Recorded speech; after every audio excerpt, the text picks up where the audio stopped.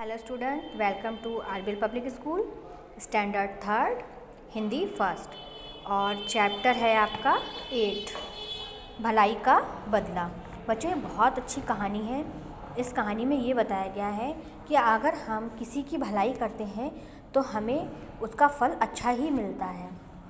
मैं आपको book reading कर रही हूँ, आप इसी तरीके से बुक रीडिंग करेंगे। बहुत पुराने समय की बात है। उस समय आदमी भी जानवरों की तरह खरीदे और बेचे जाते थे। उन्हें गुलाम कहा जाता था। गुलामों से बहुत कड़ा काम किया जाता था।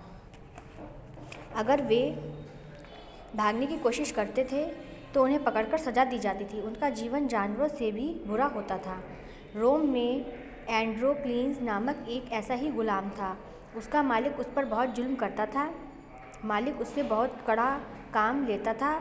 अगर वह काम नहीं कर पाता था तो मालिक उसे कोड़ों से पीटता था।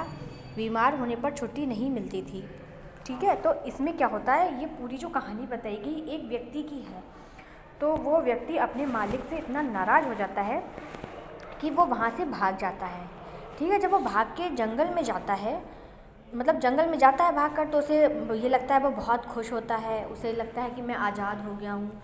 तभी उसको एक मतलब पेड़ के नीचे बैठा होता है, वहाँ पर एक शेर के दहाड़ने की आवाज़ सुनाई देती है। हाँ, तो उसको एक शेर के दहाड़ने की आवाज़ आती है।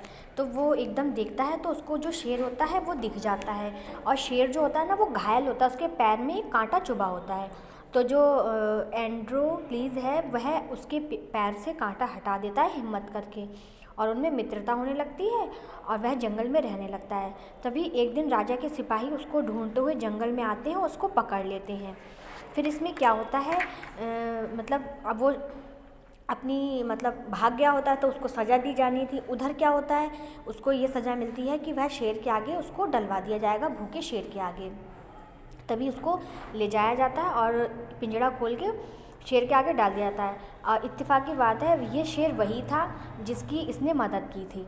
अब शेर बहुत दिनों से भूखा था, तो वो उसके पास जाता है और कहता है कि मतलब वो उसको जाता है, उसको देखता है, उसको सूंघता है। तो वो पहचान जाता है कि ये वही व्यक्ति है जिसने मेरे पैर का कांटा निकाला था। वहाँ पर जितने भी लोग होते हैं वो इस दृश्य को देखकर हैरान रह जाते हैं। और राजा उसको अपने पास बुलाता है और उससे पूछता है कि जंगल की घटना। राजा को मतलब वो उसको पूरी बात बताता है। यह सुनकर राजा बहुत खुश होता है।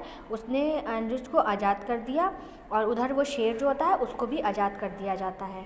तो इसी तरीके से ये कहानी हमें ये शिक्षा देती है कि हमें हमेशा भलाई का ही काम करना चाहिए। Thank you.